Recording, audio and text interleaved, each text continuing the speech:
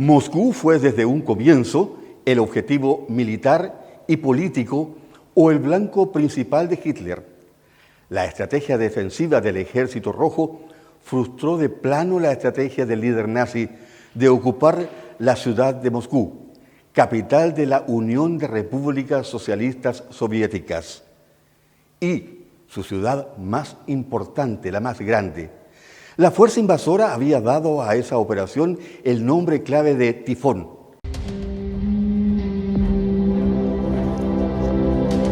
Uno de los más sangrientos y heroicos combates de la Gran Guerra Patria que enfrentó a la Unión Soviética con la Alemania nazi fueron aquellos que frustraron los deseos invasores de Hitler de tomar la ciudad de Moscú.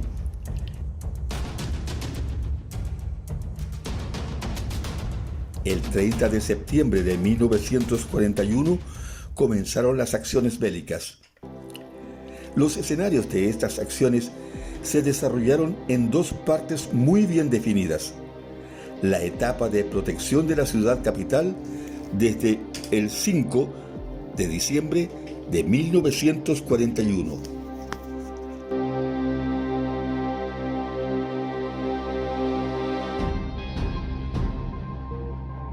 La ciudad de Moscú se preparó para lo que significaba el inminente ataque de las tropas nazis en su contra. Cada ciudadano de la capital soviética, civiles o militares, jóvenes o viejos, hombres y mujeres, comenzaron a trabajar incansablemente para tomar todas las medidas para proteger la ciudad. La tensión se advertía en el aire, pero la consigna era solo una. Los alemanes estaban cerca, pero no entrarían a Moscú.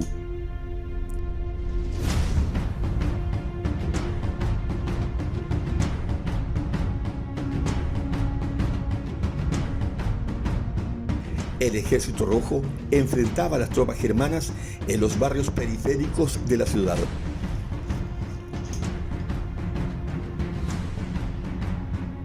El día 20 de abril de 1942 se produjo el avance del Ejército Rojo.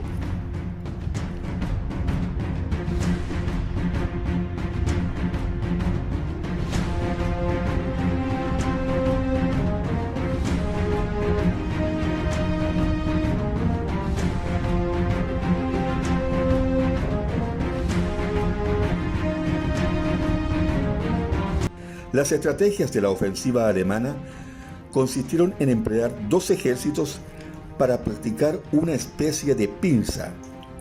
Se atacaría al norte de Moscú contra las tropas de Kalinin, que cortaría la vía Moscú-Leningrado. El otro ejército atacaría al sur del Oblast de Moscú, hacia el frente occidental soviético, mientras que otro ejército alemán avanzaba directamente hacia Moscú desde el oeste.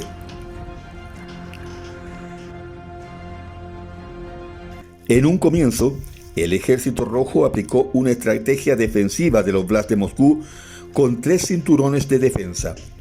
De tal forma, en la medida que los soviéticos lograban detener la ofensiva alemana, se iniciaron contraofensivas estratégicas soviéticas y operaciones ofensivas de menor escala, forzando a los alemanes a ubicarse cerca de las ciudades de Oriol, Vyazma y Vitebsk.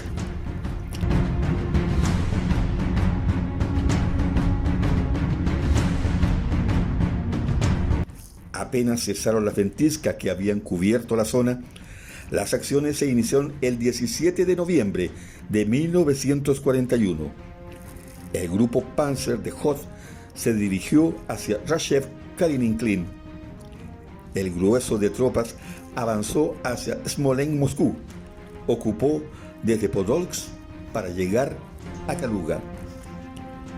El cuarto grupo Panzer ocupó la línea desde Rusa hacia Volokolamsk, por todo el borde del río Moscú y avanzando hacia el centro. Las bajísimas temperaturas se sentían con todo su rigor. El frío llegó en algunos momentos a los 30 grados bajo cero, hasta llegar incluso a los 42 grados bajo cero. El grupo de tanques de Hans Guderian logró pasar Oka, pero con muchas bajas. Recibió al mismo tiempo la contraofensiva del cuerpo siberiano ruso, que lo detuvo en seco. El 28 de noviembre se produjeron los combates considerados como los más fieros entre las SS Das Reich y la división siberiana. Se marcaban 40 grados bajo cero y la luz solar duraba tan solo 5 horas.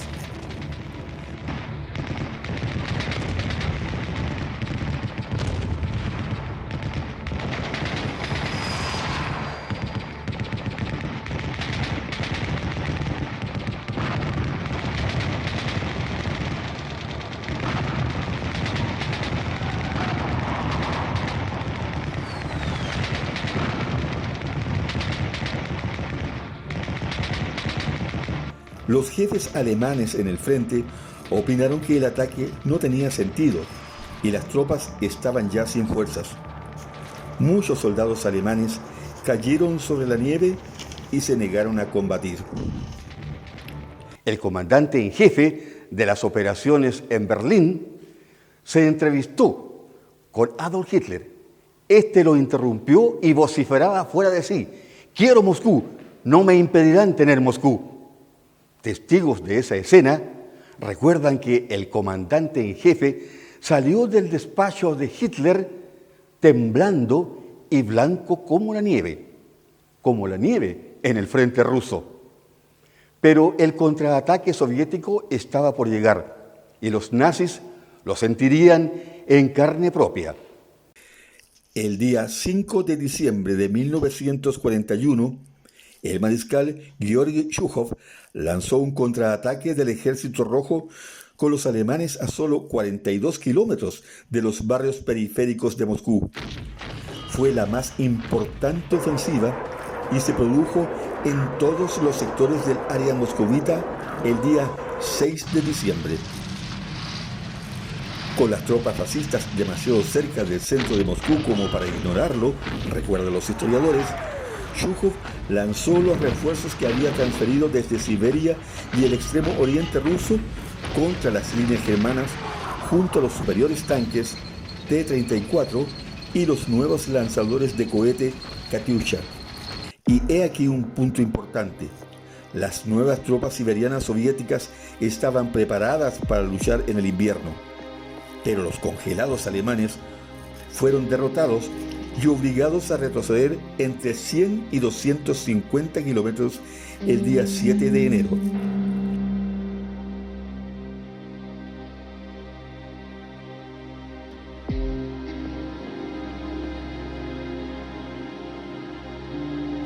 En abril de 1942, el Ejército Rojo había repelido la amenaza alemana y había dejado Moscú fuera de su alcance.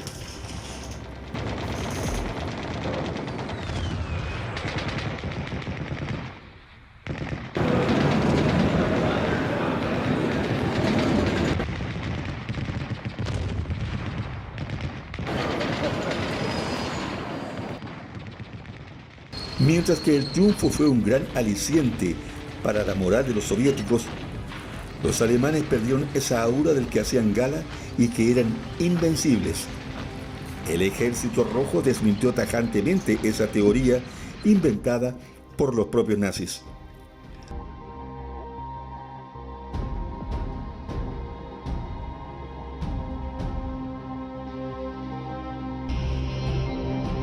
Como consecuencia del exitoso contraataque, la ciudad de Tula fue liberada por el Ejército Rojo el día 16 de diciembre de 1941.